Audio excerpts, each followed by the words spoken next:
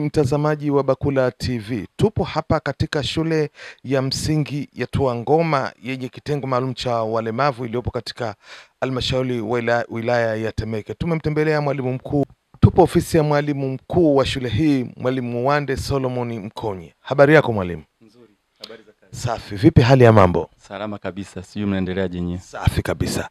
Haya, watazamaji wa Bakula TV wanataka kumfahamu Mwalimu Wande Solomon Mkonyi ni nani, amezaliwa wapi, lini amepata elimu yake? Historia yako kwa kifupi, karibu. Kwa majina kama alivyotamka, Wande Solomon Mkonyi ni mwalimu mkuu wa shule ya msingi Tuangoma. Historia yangu ni kwamba mimi nimezaliwa Tengeru, Arusha, Arumeru, na nimesomea katika shule ya msingi Ngaramtoni ya juu. Baadaye nikaenda sekondari ya huko Babati, maeneo yanaitwa Madunga, nikasoma darasa la form 1 mpaka form 4, na baadaye nikaenda kusomea walimu katika chuo cha walimu cha Monduli ambacho kiko Arusha huko. Na baada ya hapo nimeenda JKT Oljoro, na ndio nikapangwa moja kwa moja kuja Dar es Salaam kuja kufanya kazi mahali hapa. Asante. Labda tuzungumzie sasa swala zima la walimu wa ulemavu. Hili nalo elimu yako umeipataje? Karibu. Sawa. Baada ya kufanya kazi katika shule ya msingi Mikwambe ambayo iko katika manispaa hii ya Temeke, baadaye nilienda kwenye kujifunza katika chuo cha Montfort College ambacho kiko nchini Malawi kwa miezi mitatu, elimu maalum, na nikarudi nikafanya kazi tena miaka michache kama mitatu minne. Nikaenda chuo cha walimu Patandi ambako nilisoma certificate ya elimu maalum na diploma ya elimu maalum. Na baadaye nikarudi tena nikakaa kwa miaka miwili, nikaenda kusoma degree yangu katika chuo kikuu cha Sekomu ambacho kiko Lushoto, Tanga. Na huko ndiko kupata elimu hii ya elimu maalum katika maeneo hayo. Asante. Mwalimu Mkonyi, kama nitakuwa sijakosea jina lako, hebu utuambie basi unawezaje kutenga muda kuwahudumia hawa walemavu na wanafunzi wa karibu? Asante. Kwa kipindi cha nyuma nilikuwa katika kitengo cha elimu maalum ambacho kiko pale katika shule ya msingi Kibasila. Pale kulikuwa kuna unit. Nilikuwa nafanya kazi za aina mbili. Ya kwanza ni hiyo kufundisha watoto kwenye unit ambao walikuwa ni watoto wasioona ambao ni watoto wa chekechea, lakini pia nilikuwa nafanya nyingine ambayo nafikiri watu wengi hawaifahamu, inaitwa mwalimu tembelezi au itinerant teacher. Hiyo ni mobile teacher. Unatoka katika kituo A unaenda kituo B. Yani kwa mfano naweza nikaenda Changombe nikafundisha watoto wawili, nikaenda Mivinjeni nikafundisha watoto mmoja, nikaenda Ufukweni nikafundisha watoto wengine wawili. Then inakuwa na working schedule ya kuzunguka. Na wakati mwingine naenda nyumbani, naweza nikaenda kwa wale watoto ambao bado hawajaanza shule, nikaanza kufundisha zile daily living activities kwa watoto wale wasioona. Kwa hiyo nilikuwa nafundisha katika mfumo huo. Lakini kuja katika shule hii sasa ya Tuangoma hapa nilipo kama mwalimu mkuu ambaye nafanya kazi sasa ya walimu mkuu watoto wa kawaida hawa na wale watoto wasioona. Hapa sasa nakuwa kama administrator. Nafundisha mara chache watoto wasioona, lakini mara nyingi nakuwa nahangaika na kazi za utawala na mambo ya kutafuta wafadhili na kadhalika. Mtazamaji wa Bakula TV, huyu Mwalimu Mkonyi ni elimu ni wito. Ukilinganisha tu kwamba haya machache aliyozungumza, anaonekana kwamba ana kitu. Labda utuambie Mwalimu Mkonyi, kuna baadhi ya wazazi wana tabia zile za kuwafungia watoto ambao wana changamoto za ulemavu, ikiwa muhimu hivyo wasiona. Wewe kama mtaaluma unawaambiaje wazazi? Karibu. Kuna wale wazazi kweli ambao hawataki watoto wao wasome. Tumekuwa tukiwa na timu ya kutengeneza ufahamu, creating awareness. Tunaenda kwenye vijiji, kwenye kata, kwenye tarafa, kwenye wilaya na kwenye vyombo vya habari, vyombo mbalimbali kama magazeti, TV na redio. Tunatangaza mle, tunatembea kwenye vijiji, tunahamasisha. Na pia nimekuwa nikifanya hata kufundisha katika majumba ya watu. Kuna sehemu mbalimbali kama Wailesi, Mvinjeni, Mgulani, Ufukweni, nimekuwa na watoto nafundisha majumbani na baadaye tunawaandikisha kasa kwenye shule, inakuwa rahisi kuwatembelea. Kwa hiyo tumekuwa tunafanya kitu kama hicho cha kuhamasisha watoto, ikiwemo pia kuandika vipeperushi na kupeleka katika serikali za mitaa. Mwalimu Mkonyi, kazi ambayo unafanya si kazi rahisi, ni kazi ngumu kwa kusema ukweli. Hebu utuambie labda haya ambayo unayoyafanya ukiachana na mshahara ambao unapewa na serikali, kuna fungu lolote ambalo limetengwa kwa ajili ya shughuli hizo, kuzunguka na kadhalika? Karibu. Ndio, kipindi cha nyuma tulikuwa tunasaidiwa na taasisi inaitwa Tanzania Society for the Blind. Hawa ni TSB ambayo iko Sinza. wale walikuwa wanatuwezesha pikipiki na mafuta, ndio tulikuwa tunazunguka katika mji mzima wa Dar es Salaam, yani wilaya zote za Dar es Salaam tulikuwa tunazunguka. Baada ya ile taasisi ku withdraw, sasa hivi hatuzunguki zaidi, tunafanya uhamasishaji kwenye vyombo vya habari kiwemo TV, redio na vipeperushi na magazeti. Kwa kipindi cha nyuma ndio tulikuwa tunaweza kuzunguka, kwa sasa hivi hatuwezi kuzunguka. Asante. Mwalimu Mkonyi, nadhani sasa ni muda mwafaka wa serikali kuliingilia kati hili swala na kutenga mafungu kwa ajili ya kufanya shughuli hizi mbalimbali. Na ukilinganishia wewe mtaaluma, labda utuambie kwamba taaluma hii ya walimu wa kuwalea hawa watoto wenye ulemavu wa macho uko level ya kiwilaya, au ni afisa elimu anategemewa ni ule mmoja ndio anadili na haya yote? Karibu. Kwenye level ya chini ndio kama sisi tunavyofanya huku, lakini wilayani pia kuna afisa elimu maalum wa wilaya ambaye yeye anadili na hiyo, kwa sababu pale kuna afisa elimu msingi na sekondari. Na sasa huyu afisa elimu msingi yuko pale, lakini pia kuna afisa elimu maalum ambaye yupo kwa ajili ya kazi hiyo pale. Naye anafanya kazi hiyo ya elimu maalum peke yake kuzungukia vituo vyote vya manispaa nzima. Hili leo ndo kwanza nimelisikia kwamba katika halmashauri kuna afisa elimu maalum ambaye anashughulika na haya maswala. Hivi ni vizuri hawa maafisa elimu kujitoa na kutoa elimu hata wananchi wa kawaida waweze kuwafahamu kwamba katika halmashauri kuna kitengo maalum kwa ajili ya mambo haya. Labda Mwalimu Mkonyi, hebu utuambie basi, kama leo unakutana na waziri wa elimu na mafunzo ya ufundi Profesa Adolf Mkenda, utamuelezea nini kuhusiana na changamoto na ugumu wa haya majukumu ambao uliokupo nayo? Lakini si wewe tu, zungumza kwa niaba ya walimu wa Tanzania nzima ambao leo ndio wewe tumekufikia. Eleza changamoto ambazo serikali kuu zinahitaji kuzingilia kati. Karibu. Asante. Changamoto kwa ujumla, kwa mfano kama katika kituo chetu serikali inachangia au inaleta ruzuku ya 2,200,300. Matumizi yetu ni 2,400,000. Kwa hiyo unakuta kuna upungufu kama wa 2,200,000. Kwa sababu pamoja na chakula kuna vitu kama gesi, kuna vitu kama mkaa, kuna vitu kama umeme ambavyo vile kwenye ile jumla ya bajeti yote haimo. Lakini kuna vitu ambavyo mimi kama nikimkutana na waziri ningemwambia aangalie kuhusu bima ya afya. Kwa sababu ukiangalia kwenye upande wa bima ya afya utakuta kwamba wale watoto ambao wako bwenini wanahitajika kutibiwa, lakini kwenye kipengele cha ruzuku hakuna bima afya. Kwa hiyo serikali ingejaribu kuangalia kwenye vituo vyote vya nchi nzima, ione kwamba wale watoto ambao wenye matatizo na wacha hawa wasiona, hata wale wenye disability au wenye ulemavu wa aina nyingine, waweze kupatiwa bima ya afya au wawekewe fedha zilizozitengwa ruzuku kwa ajili ya bima afya, kwa sababu ile bima afya itawasaidia wanapokuwa mabwenini waweze kutibiwa. Na pia ningeshauri kitu cha pili, waangalie, wajaribu kuwasiliana au waweke kitu kama kongamano kuweza kujadili, kujua kwamba ni mapungufu gani ambao serikali inaweza ikachangia. Kwa mfano kama tunavyosema kwamba saa nyingine labda kunakuwa na upungufu wa fedha, au kunakuwa na upungufu wa bima afya, au kunakuwa na upungufu wa matibabu na kadhalika, na wale watoto wengine ambao wanahitaji nauli wakati wa kwenda na wakati wa kurudi. Ile inakuta sasa hivi haipo. Zamani tulikuwa tuna nauli. Ile nauli ambayo ilikuwa inatolewa watoto kusafirishwa, wale wanaokaa Morogoro, wanaokaa Kirufiji, wanakaa wapi, serikali ilikuwa ikifika kipindi cha likizo anaangalia namna ya kuwaleta na namna ya kuwarudisha.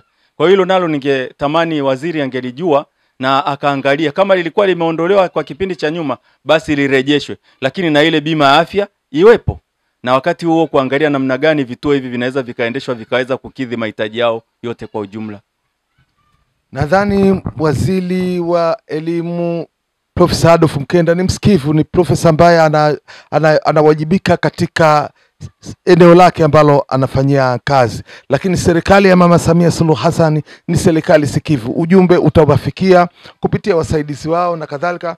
Na nadhani kabisa kwa kuwa haya uliozungumza ni mambo ambayo yanatakiwa kupewa kipaumbele, basi serikali itafanya kazi. Turudi tena hapa shuleni kwako. Labda una watoto wangapi ambao wako hapa wanasoma, ambao wako na wazazi wao? Lakini je, kama kuna watoto wengineo ambao hawana wazazi wanasoma hapa, wako wangapi? Karibu. Asante. Watoto kwa jumla wako 31, na kati ya hao watoto 16 hawana wazazi, wanalelewa na walezi, na kuna wakati mwingine wanabaki. Nakumbuka mwaka juzi 2023, 22 na 24 tulikuwa tuna watoto ambao wamefaulu kutoka hapa Twangoma, wameenda Kilosa, wengine wameenda Moshi sekondari kwenye shule za elimu maalum. Lakini pia wakawa wakirudi likizo wanakuja tena hapa kuishi hapa. Wakati wa kwenda likizo tuliwahi kupoteza watoto wawili. Walienda likizo hawakurudi. Kwa hiyo tukawaambia wale watoto walioko sekondari form 1 mpaka form 3 wakienda likizo wabaki hapa ili kifika kipindi tuhakikishe kwamba wamerudi shuleni na wamesoma. Sasa hivi mwaka huu hawakuja kwa sababu wengine wako form 2 na wengine wako form 4. Kwa hiyo wamebaki kule shuleni wanasoma. Lakini kipindi ambacho walikuwa wako form 1 na form 3 walikuwa wanakuja hapa, wanakaa, wanaendelea kuhudumiwa. Tunatamani, mimi kama mimi na pofanya kazi hii, natamani hata wale watoto wengine wanapotoka kwenye ngazi hii ya level ya shule za msingi, wanapoenda mbele kuwepo na ufuatiliaji kuhakikisha kwamba wanafikia malengo yao ya elimu. Asante. Labda utuambie basi wanafunzi ambao wamepita mikononi mwako toka ulivyoanza kufundisha hii shughuli, wanafunzi hao wenye changamoto za ulemavu wa macho. Labda mpaka sasa kuna wanafunzi wangapi ambao katika kumbukumbu zako kama zipo wameshavuka hatua na kuanzisha maisha yao kutokana na kupitia kwenye mikono yako? Karibu. Asante. Wanafunzi ambao wamevuka na kupitia katika mikono yangu, wengi sina mawasiliano nao, lakini na mawasiliano wanafunzi wawili. Kuna mmoja anaitwa Vincent Mzena ambaye yuko pale kwenye sekondari ya Uhuru wasichana pale Ilala, na kuna mwingine anaitwa Idi Mshindo yuko hapa Kibasila shule ya msingi. Wale nawasiliana kwa sababu walinitafuta wao.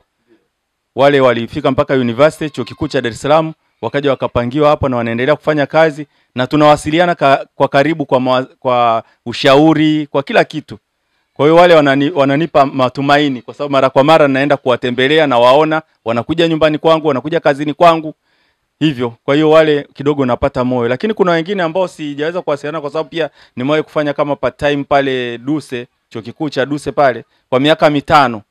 Pia nina wanafunzi wengi ambao wamegraduate pale chuoni pale ambao nilikuwa nawasaidia kwenye maandishi hayo yasiyoona. Nao wako katika mikoa tofauti, hawako hapa Dar es Salaam. Mwalimu Mkonyi, unafanya kazi kiweledi, yani ni zaidi ya kazi ile ambayo ya taaluma yako. Hebu utuambie basi, kama kuna wafadhili au watu ambao wanahitaji kutoa nguvu zao kwa ajili ya kutoa support kwa wanafunzi, milango iko wazi. Je, taratibu zipi ambazo zinatumika ili waweze kuwafikia kama wanaruhusiwa? Karibu. Milango iko wazi na mahitaji yapo.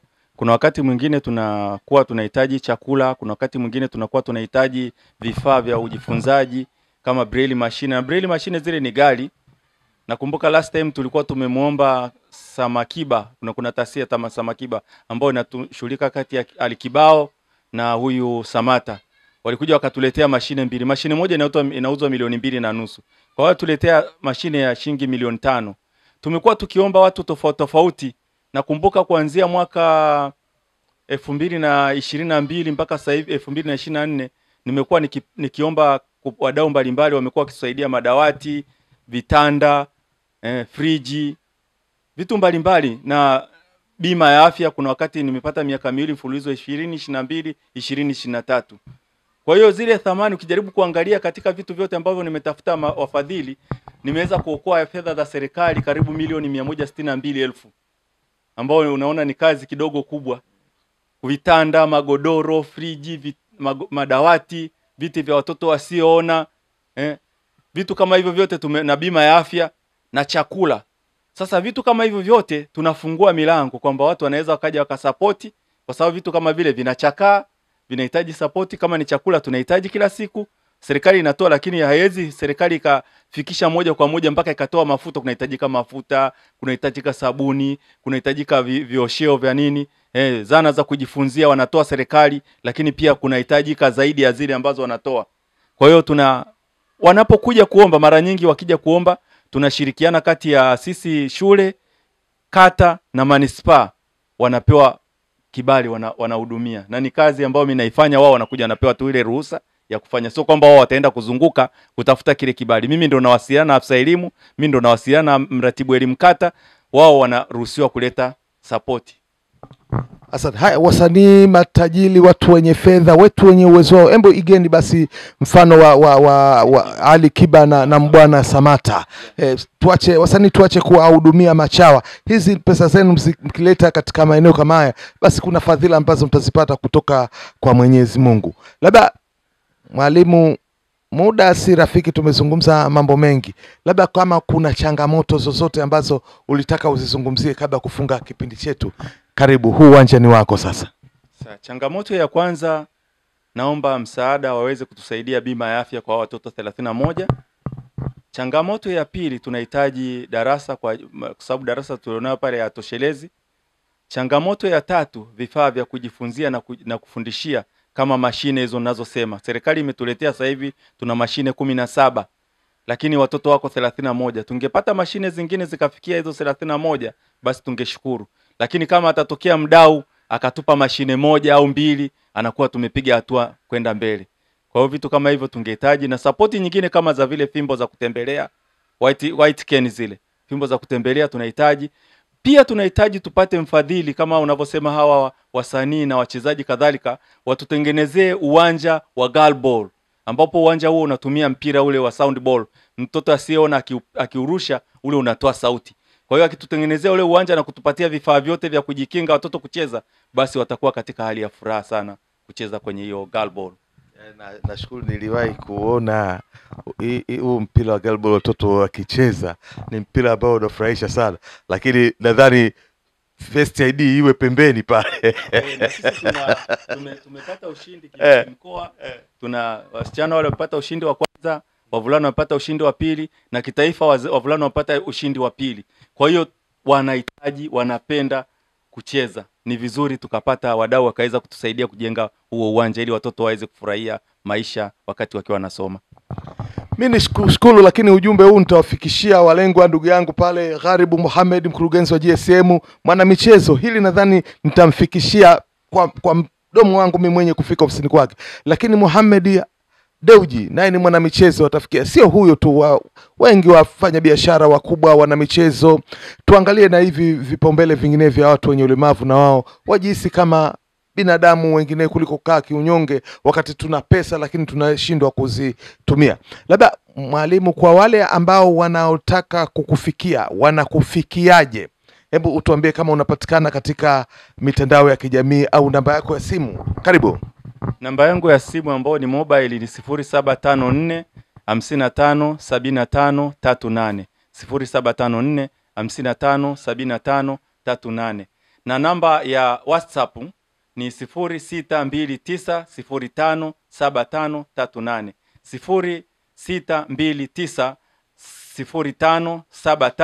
0629057538. Labda kama unapatikana kwa mitandao mingine, Facebook, Instagram na kadhalika, upo huko? Nipo kwenye Facebook unapatikana. Wanakupataje? Wakitumia mtandao huu wa 0629057538 wataniona na jinsi ninavyotafuta wadau mbalimbali kuweza kusupport shule hii ya Twangoma. Asante. Haya, mimi ujumbe wangu unafikishia serikali. Ni dhahiri shahili kabisa, bila ya unazi. Mwalimu Wande Solomoni Mkonyi, huyu alipaswa kuwa katika mkoa ili awe kiungo kwa shule nyinginewe za wilaya na kadhalika. Hivi serikali kuwapa promotion watu kama hawa kwa maendeleo ya nchi wala sio dhambi. Naomba ujumbe huu mfikie Mheshimiwa Rais, lakini naomba ujumbe huu mfikie Waziri wa Elimu Profesa Adolfu Mkenda.